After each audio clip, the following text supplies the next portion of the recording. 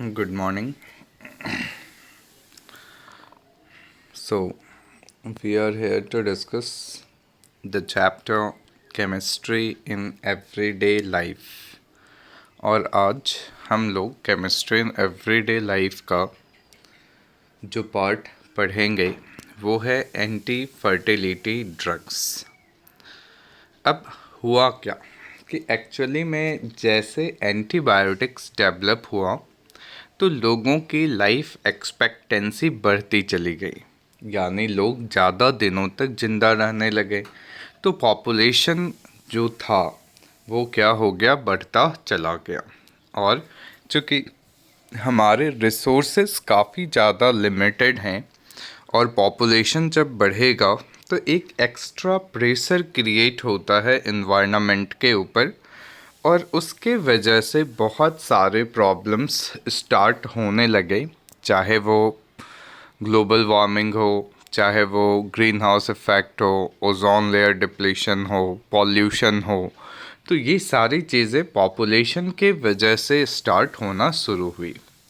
तो फिर साइंटिस्ट लोगों ने सोचा कि हम लोगों को अब क्या करना चाहिए, तो पॉपुलेशन को कंट्रोल करना है। तो पॉपुलेशन को कैसे कंट्रोल कर सकते हैं, तो बर्थ कंट्रोल करके, और बर्थ कंट्रोल करने के लिए फिर अलग अलग मेडिसिन्स और मेथड्स अपनाए जाने लगे। मेथड्स में तो कॉन्डम्स, कॉपर टी, ये सारी चीज़ें थी, लेकिन मेडिसिन्स जो होती थी उनको कहा जाता था बर्थ कंट्रोल पिल्स या फिर एंटी फर्टिलिटी ड्रग्स।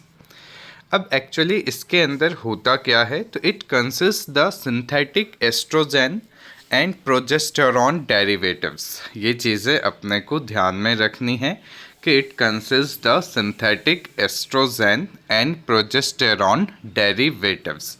अब बेसिकली प्रोजेस्टेरॉन का काम क्या होता है, तो जब ओव्यूलेशन होता है, यानी कि जब आपकी ओवा की फॉर्मेशन होती है फीमेल के बॉडी के अंदर, तो उसको सप्रेस करने का काम होता है प्रोजेस्टेरॉन का। और उसी वजह से एक दवाई आई नॉरेथिंड्रॉन। तो एंटी फर्टिलिटी ड्रग्स का पर्पस क्या है, तो बर्थ कंट्रोल पिल्स होता है।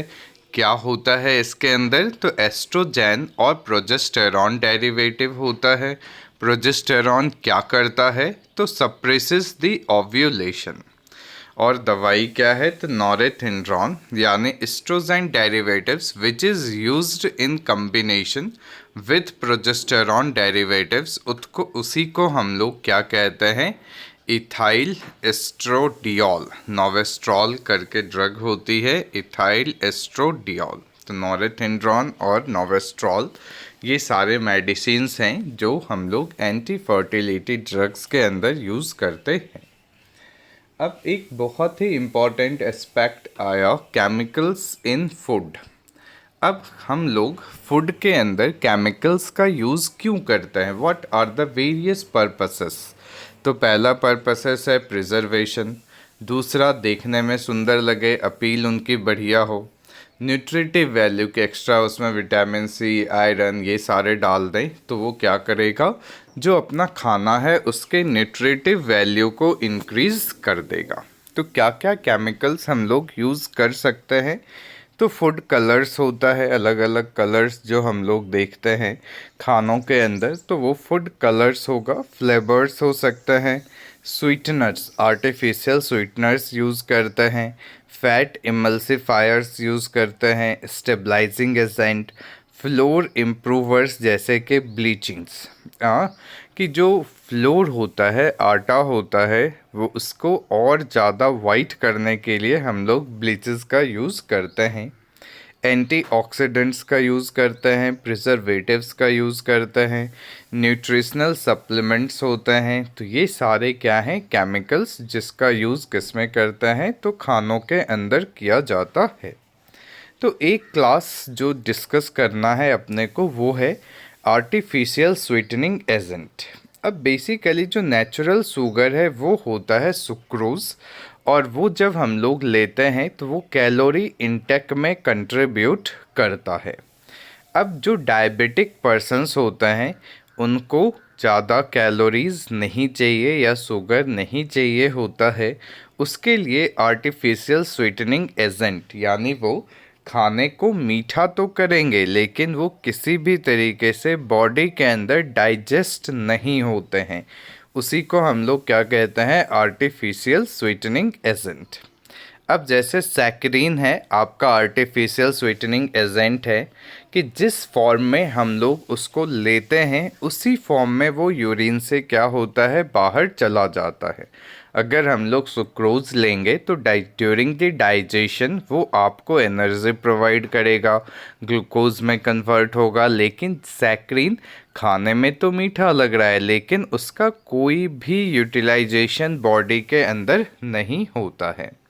और अगर हम लोग देखें तो जो नेचुरल शुगर होती है उससे कम से कम 550 टाइम्स ज़्यादा जो है आपका स्वीटर होता है सैक्रीन। और ये बिल्कुल कम्प्लीटली इनर्ट होता है, बॉडी में किसी भी तरीके से रिएक्शन नहीं करेगा और जिस फॉर्म में हम लोग लेते हैं उसी फॉर्म में वो शरीर से बाहर भी चला जाता है। अब एक है एस्पार्टम। एस्पार्टम भी 100 times as sweet as the sugar. और एस्पार्टम होता क्या है? तो मिथाइल ईस्टर ऑफ डाइपेप्टाइड, जो किस चीज़ से बनता है? तो एस्पार्टिक एसिड और फिनाइल एलानिन से। लेकिन इसके साथ प्रॉब्लम है कि ये सिर्फ कोल्ड फूड्स के अंदर ही या सॉफ्ट ड्रिंक में ही हम लोग यूज़ कर सकते हैं, क्योंकि अगर टेम्परेचर इंक्रीज़ होगा तो वो काफ़ी ज़्यादा अनस्टेबल होता है आपका और उसकी जो कैरेक्टरिस्टिक्स है वो ख़त्म हो जाएगी। तो यानी कि इसको हम लोग सिर्फ़ और सिर्फ आइसक्रीम्स वगैरह में यूज़ कर सकते हैं और वो है एस्पार्टम।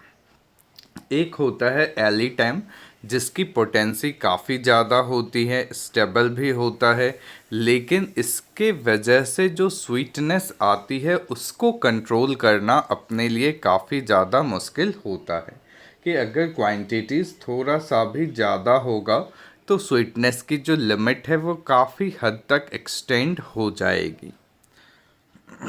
उसके बाद आता है सुक्रालोज। ये क्या है? तो try chloro derivative of sucrose होता है और ये बिल्कुल अपीयरेंस और टेस्ट में शुगर जैसा होता है। और ये जो है आपके कुकिंग टेम्परेचर्स वगैरह पे भी क्या रहता है? स्टेबल रहता है और ये कैलोरीज इंटेक में भी मदद नहीं करता है। तो सबसे ज़्यादा जो शुगर फ्री यूज़ किया जाता है तो आइदर सैक्रीन या फिर सुक्रालोज।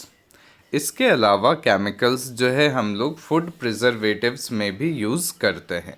तो फूड प्रिजर्वेटिव्स मतलब कि जो चीज़ों को हम लोग खाने के आइटम्स में मिलाते हैं ताकि वो जल्दी ख़राब ना हो या फिर जो माइक्रोबियल ग्रोथ होती है उसको वो क्या करता है? कंट्रोल करता है। ऐसे सब्सटेंसेस को हम लोग फूड प्रिजर्वेटिव्स कहते हैं।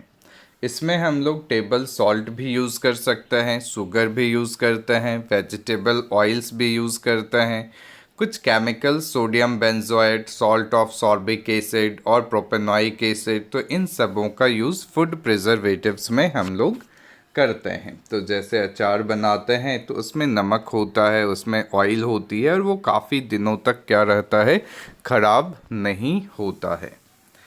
अब जो नेक्स्ट कैटेगरी है वो है आपका क्लिनजिंग एजेंट। अब ये क्लिनजिंग एजेंट बेसिकली क्या होते हैं? तो डिटर्जेंट्स। तो टाइप्स ऑफ डिटर्जेंट्स में आपको बताया है कि यहाँ पे सोप होता है और एक होता है सिंथेटिक डिटर्जेंट्स और इनका पर्पस क्या है? तो improve the cleansing action of water, यानी कि ये आपके फैट को रिमूव करने में क्या करते हैं? मदद करते हैं। तो सोप्स बेसिकली क्या होगा? तो सोडियम और potassium salt of long chain fatty acids. अब इसके अंदर स्टीयरिक एसिड भी हो सकता है, ऑलिक एसिड भी हो सकता है, पाल्मेटिक एसिड्स भी हो सकता है। तो हम लोग कैसे इसको प्रिपेयर करते हैं? तो कहता है कि फ़ैट लेंगे जो कि glycerol ester of fatty acids होता है और उसका रिएक्शन सोडियम हाइड्रोक्साइड सॉल्यूशन के साथ करवाएंगे और उसी से आपका फॉर्मेशन होता है सोप और ग्लिसरॉल का। और इस प्रोसेस को हम लोग क्या कहते हैं, सैपोनिफिकेशन, यानी glyceryl ester of stearic acid लिए, सोडियम हाइड्रोक्साइड लिए, रिएक्शन करवाए, सोडियम एस्टियरेट बना और साथ में आपको क्या मिल गया, ग्लिसरॉल। तो ये जो सोडियम एस्टियरेट है वही आपका क्या होता है, सोप। यानी कि जो ईस्टर ऑफ फैटी एसिड्स हैं वो हाइड्रोलाइज्ड होंगे और वहाँ से सोप जो है आपको कोलाइडल फॉर्म के अंदर मिलता है। किस फॉर्म में मिलेगा, तो कोलाइडल फॉर्म में। अब चूंकि कोलाइडल है तो उससे अपने को क्या करना है, सेपरेट करना है, तो उसमें इलेक्ट्रोलाइट मिलाएंगे और इलेक्ट्रोलाइट के रूप में आपके पास क्या होगा, सोडियम क्लोराइड, यानी जो साधारण नमक है उसको अगर हम लोग मिला दें उस कोलॉइडल सॉल्यूशन में तो आपका जो सोप है वो प्रेसिपिटेट आउट हो जाता है। और फिर सॉल्यूशन से हम लोग ग्लिसरॉल को भी क्या करते हैं, रिकवर करते हैं by the process of fractional distillation. अब कहता है कि अगर हमारे पास सोडियम सोप और पोटेशियम सोप हो तो स्किन के लिए जो बेटर सोप होता है, अच्छा होता है, वो होता है पोटेशियम सोप्स, जो कि सॉफ्टर होते हैं in comparison to the sodium soaps. Thank you.